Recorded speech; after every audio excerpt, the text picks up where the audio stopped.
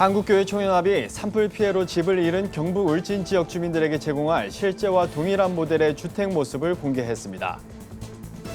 중단됐던 해외 선교가 본격적으로 재개할 것으로 보입니다. 팬데믹을 거치며 달라진 선교 환경과 이에 따른 과제는 무엇인지 짚어봤습니다. 대한예수교 장로회 통합총회가 이단과 사이비, 이슬람에 대처하는 방법을 공유하기 위한 연합 세미나를 마련했습니다. 청년들이 뜨겁게 찬양하는 집회로 잘 알려진 마커스 모교 예배가 대면 예배로 돌아왔습니다. 기쁨과 반가움 가득한 마커스 모교 예배 현장을 다녀왔습니다. 신길교회가 지역의 140개 작은 교회를 초청해 선교비를 전달하며 격려하는 자리를 마련했습니다.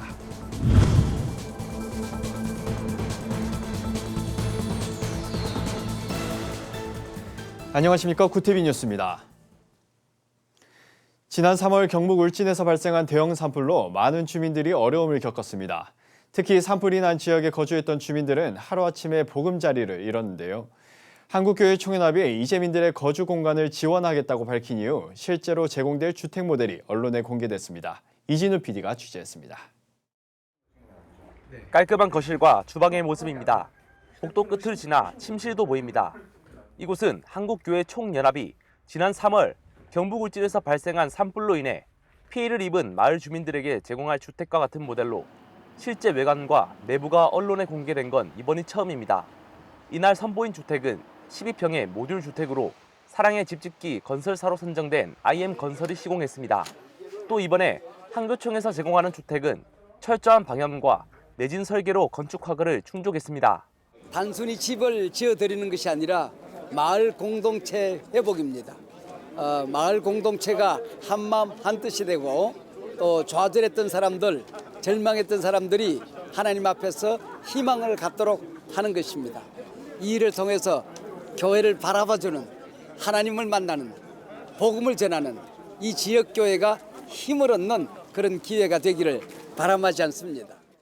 지난 3월 동해안 일대에 발생한 산불로 피해를 입고 삶의 터전을 잃어버린 주민들을 위해 사랑의 집짓기 운동을 펼쳐온 한교총 대표회장 류현모 목사는 산불 피해 지역을 돌아보면서 한국교회가 행동으로 섬겨야 할 곳이라는 생각으로 건축 사업을 진행했다며 울진 지역에 집을 잃어버린 사람과 함께 울며 도움을 주는 것이 하나님의 명령인 것 같다고 전했습니다. 한교총은 대한예수교 장로회 통합, 합동, 백석, 기독교 대한 하나님의 성회 등 34개의 교단이 모금운동에 참여해 당초 계획된 35채를 넘어 전체 총 70여 채를 건축할 계획이라고 밝혔습니다. 울진 기독교 총연합회 회장 이승환 목사는 한국교회가 울진의 산불 이재민을 지원해주는 사업을 진행해 감사하다며 보다 살기 좋은 울진을 만드는 데 큰 도움이 될 것으로 믿는다고 전했습니다. 산불 이후에 울진이 변화되고 있음을 현장에서 아주 정말 절실하게 그리고 실감나게 체험하고 느끼고 있습니다.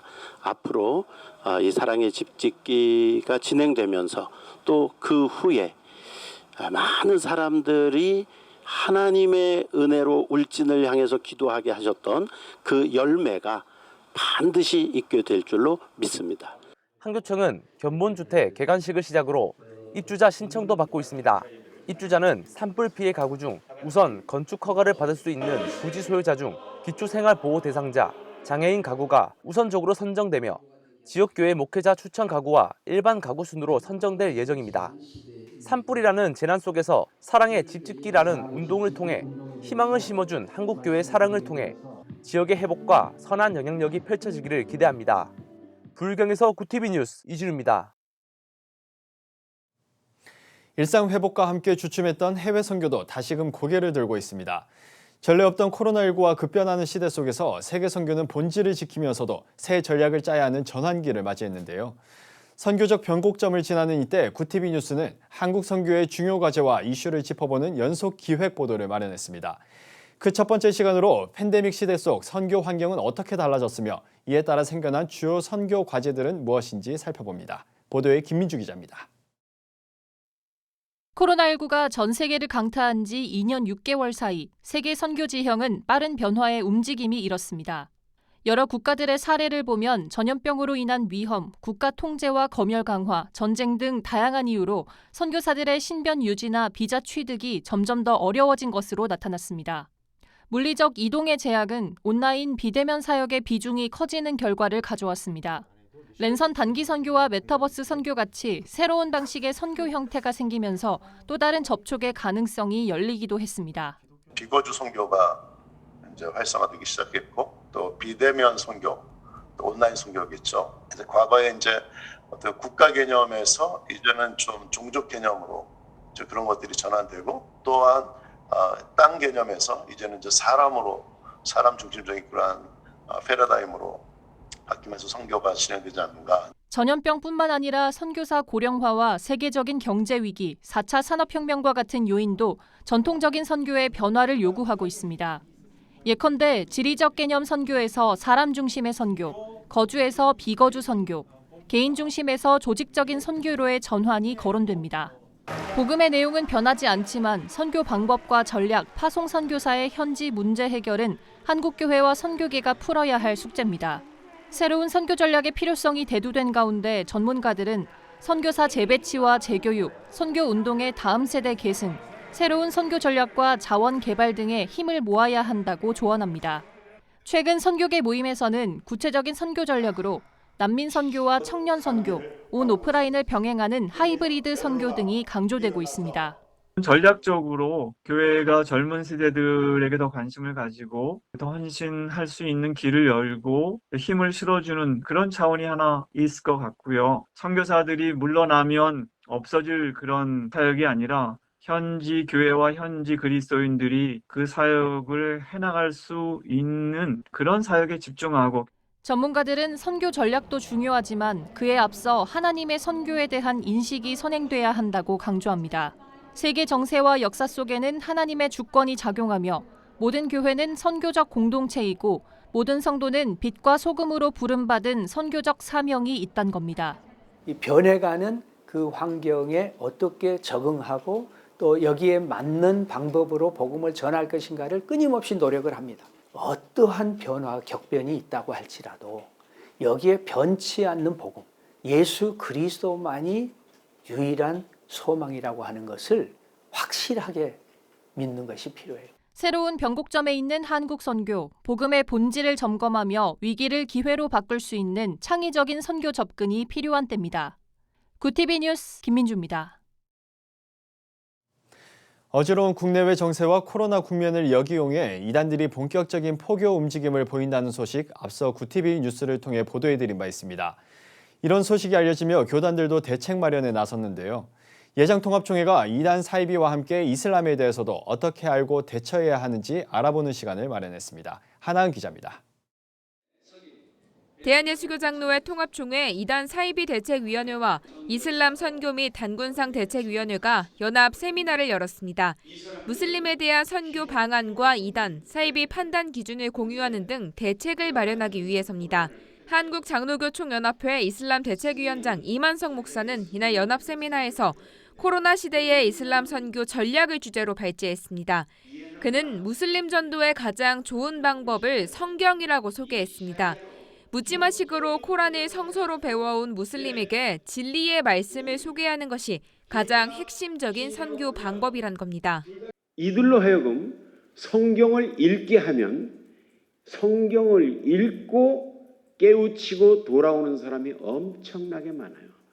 무슬림들 전도하고 싶으면 여러분들 성경 말씀을 그들의 말로 번역된 성경 말씀을 구해다가 주고 이단 대처를 위해서도 우선 무엇이 이단인지 정확히 구분할 줄 알아야 한다고 말합니다. 오직 성경을 기준으로 이단과 사이비를 규정하고 이때 규정 목적은 이단 박멸이 아니라 이들을 보호해 바른 길로 다시 인도해야 한다는 설명입니다. 어떤 원칙으로 이단 조사 또는 이단 연구에 임해야 될까? 이단 또는 사이비로 규정하는 목적은 교회 또는 교인을 신앙과 교리에 있어서 보호하고 바르게 인도하기 위함이다. 이단과 사이비를 막기 위해선 다수를 역차별하는 이른바 차별금지법 제정을 막아야 한다는 목소리도 나왔습니다. 차별금지법이 통과될 경우 이단이나 이슬람에 대한 건전한 비판이 금지되는 것은 물론 전도 또한 어려워지기 때문입니다. 예장통합총회는 또 총회가 결의한 이단과 이단 옹호 언론 리스트를 책자로 공유하고 앞으로도 시대적 사명으로 여겨지는 이단 대처에 앞장설 것이라고 말했습니다. 구티비 뉴스 하나은입니다. 국내 대표적인 찬양 사역 단체인 마커스 워십팀이 최근 사회적 거리두기 완화로 현장 예배를 재개했습니다. 2년이 넘는 시간 동안 서로 얼굴을 마주할 수 없었던 마커스 사역팀과 예배자들은 반가움과 감격으로 예배에 참여했습니다. 마커스 목요 예배의 뜨거운 찬양의 현장에 권현석 기자가 다녀왔습니다. 청년들의 뜨거운 찬양과 기도의 현장. 지난 9일 서울 성북구 맑은샘 광천교회에서 진행된 마커스 목요 집회입니다. 지난 2020년 2월 코로나19 유행과 함께 비대면 예배로 전환했던 마커스 목요 예배가 지난달 26일 2년 4개월 만에 성도들과 다시 반갑게 인사를 나눴습니다. 이날 예배에는 약 1,500명의 성도들이 참석했습니다. 코로나19 이전에 비하면 적은 인원이지만 예배에 목마르던 성도들의 뜨거운 찬양이 예배 좌석을 가득 채웠습니다. 그동안 계속 예배가 없었어서 이렇게 많은 사람들이 모인 곳에서 좀 크게 찬양하고 기도하고 말씀 듣는 것들이 좀 갈급했었던 것 같아요. 마커스 목요 찬양 집회를 통해서 이렇게 현장을 은혜 가운데 열 수 있다고 하는 것은 하나님께서 다시금 우리에게 은혜를 베푸시는 출발 같다는 생각이 듭니다. 현장 예배가 그리웠던 건 성도들만이 아니었습니다. 늘 온라인을 통해 찬양을 전하던 마커스 워십팀은 성도들의 목소리에 힘을 얻고 더 열정적으로 찬양했습니다. 마커스 워십팀에서 보컬을 맡고 있는 박은선 자매는 지난 2년간 캄캄한 곳에서 바라보던 화면이 아닌 예배자들을 마주하며 찬양할 수 있어 감사하다고 전했습니다. 현장 예배 딱 재개하고 본당에 딱 들어섰는데 이제 예배자분들이 막 오셔서 앉아 계신 걸 보는데 여전히 하나님의 사람들이 하나님을 갈망하는 마음이 너무 크구나라는 어떤 감사함과 이렇게 함께하는 사람들이 있으니까 그 부분이 참 되게 큰 감격으로 왔던 것 같아요. 이날 예배에는 현장 예배가 재개된 후 처음 강단에 선 둘로스 선교회 김승헌 목사가 설교에 나섰습니다. 말씀을 전하기 전 아멘으로 화답하는 성도들의 소리에 김 목사는 감격한 듯 눈시울을 붉히기도 했습니다. 이어 김 목사는 코로나 2년이 지난 현재 일상의 회복만큼이나 성도들의 신앙 회복이 필요한 시점이라고 강조했습니다.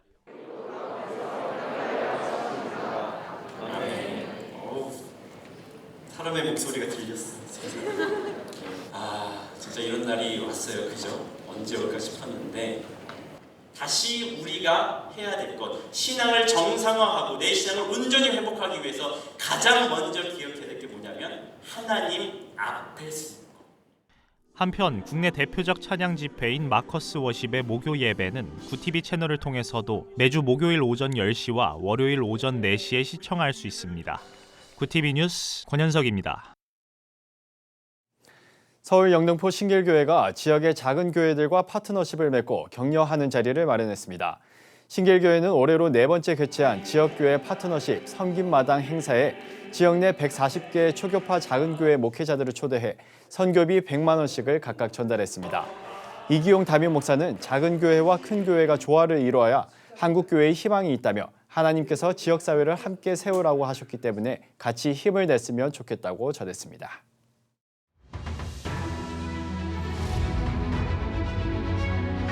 오늘의 이슈 포커스입니다.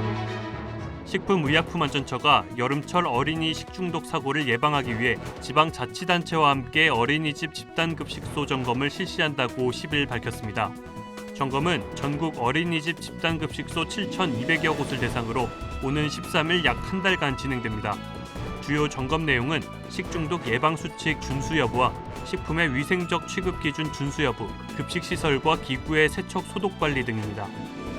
코로나19 유행 후 끼니를 거르는 사람이 늘어났다는 조사 결과가 나왔습니다. 10일 질병관리청의 주간 건강과 질병 최신호에 실린 우리 국민의 식생활 현황에 따르면 2020년 조사 하루 전날 아침과 점심, 저녁 식사 결식률은 각각 34.6%, 10.5%, 6.4%로 나타났습니다. 이는 코로나19 유행 직전인 2019년보다 각각 3.3%포인트, 2.5%포인트, 0.9%포인트 높아진 것입니다. 보고서는 코로나19로 인한 등교와 출근 제한 등이 불규칙한 식사에 일부 기여했다고 분석했습니다. 한국은행 이창용 총재가 10일 한국은행 72주년 기념사를 통해 금리 인상으로 취약계층의 어려움이 커질 수 있지만 인플레이션이 더 확산하면 그 피해는 더 크게 나타날 수 있다며 기준금리 추가 인상을 시사했습니다. 이 총재는 글로벌 물가 상승 압력이 상당 기간 지속될 것으로 전망되는 가운데 중앙은행 본연의 역할이 다시 중요해지고 있다고 말했습니다. 또 다른 나라 중앙은행보다 통화정책 정상화를 시작했지만 주요국 중앙은행이 정상화 속도와 강도를 높여가고 있는 현 시점에서 더 이상 우리가 선제적으로 완화 정도를 조정해 나간다고 보기 어렵다고 강조했습니다. 제26회 부천 판타스틱 영화제가 2년 만에 오프라인 행사를 재개하기로 했습니다. 영화제는 지난 2년간 코로나19 확산으로 레드카펫 행사 등 관객과 대면하는 모든 일정을 취소했으며 개막과 폐막식은 주요 내빈들만 참석한 가운데 조촐하게 진행됐습니다. 다행히 올해 코로나19가 누그러지고 사회적 거리두기가 완화되면서 영화제 기간 레드카펫 행사 등 주요 오프라인 행사를 재개하고 감독과 배우 등 영화계 종사자와 관객이 대면하는 축제로 치러질 예정입니다.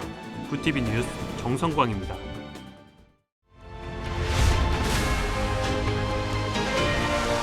구티비 월드와이드입니다.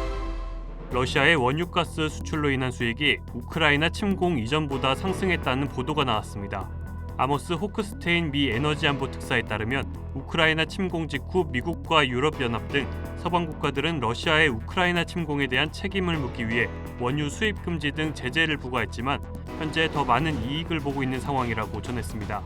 호크스테인 특사는 그 이유로 서방 외 인도와 중국 등이 러시아 원유 수입을 지속하는 측면이 크다며 인도 당국자들에게 러시아 원유 수입을 구매하지 말 것을 요청했지만 중단할 수 없다는 답변을 받았다고 설명했습니다. 월드컵이 열리는 오는 11월 카타르에 사상 처음으로 이스라엘 국적자의 입국이 허용된다고 예루살렘 포스트 등 현지 언론이 9일 보도했습니다.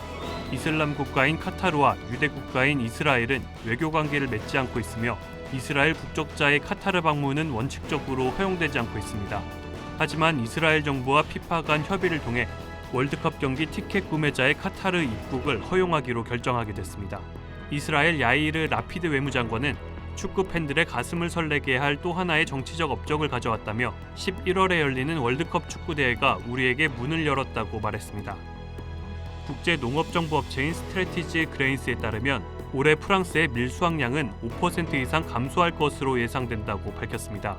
월스트리트저널은 9일 우크라이나의 밀 공급이 러시아의 침공으로 타격을 받은 상황에서 세계적인 이상 기후 현상 탓에 국제 밀 시장의 공급난이 가속될 것으로 보인다고 보도했습니다. 이와 관련해 유엔 식량농업기구는 밀과 옥수수 등 곡물 생산량이 4년 만에 처음 감소할 것으로 보인다는 전망치를 발표하고 올해 전 세계 곡물 생산량은 27억 8천만 톤으로 지난해보다 1,600만 톤 적을 것으로 예상된다고 설명했습니다. 미국 교통안전당국이 테슬라 차량의 운전 보조 기능인 오토파일럿과 관련해 안전조사 수위를 올리면서 리콜 가능성이 제기되고 있습니다. 미 교통안전당국은 오토파일럿 탑재 차량에 충돌 사고가 잇따르자 작년 8월부터 테슬라 차 83만 대를 대상으로 광범위한 조사에 착수했습니다. 당국은 보고서를 통해 오토파일럿 기능을 켠 테슬라 차가 비상 응급 차량 등과 충돌한 사고를 16건 확인했다며 앞으로 엔지니어링 분석을 통해 오토파일럿 시스템의 위험도를 평가할 예정이라고 전했습니다. 구티비 뉴스 정성광입니다.